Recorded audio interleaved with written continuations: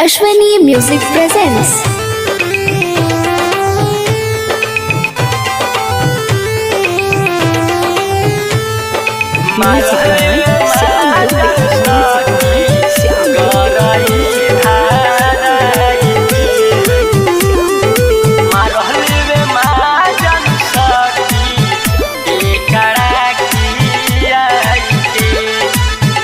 सखी मिले खातिर राती के बोलैलस खेला सब हमरा संगे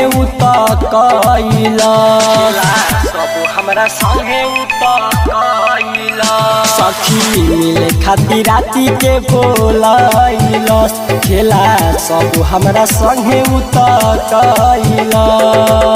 खोपचा मिले गइल त समझाई के खोपचा मिले गइल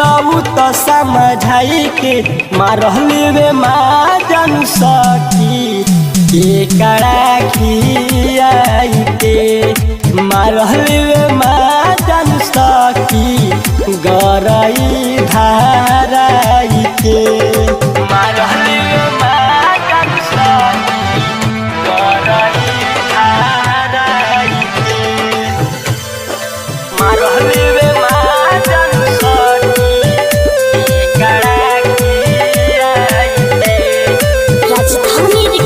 स्टूडियो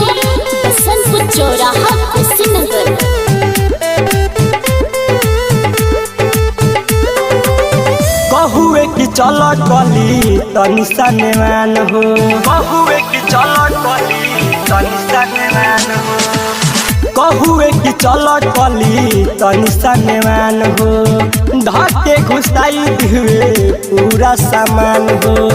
दर्द दिवे त हम के सुताई के दर्द दिवे त हम के सुताई के मारहली वे माजन सखी मछरी खियाई के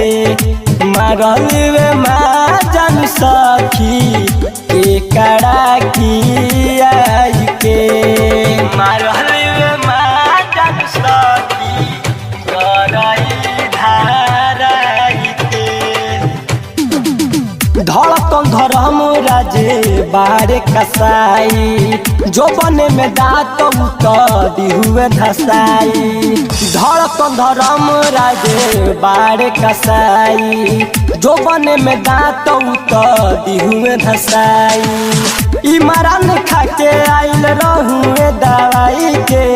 छोटे खाके आइल रहूए दवाई के मारल वे माजन सखी के कड़ा खियाई के मारल वे माजन सखी गरई धाराई के।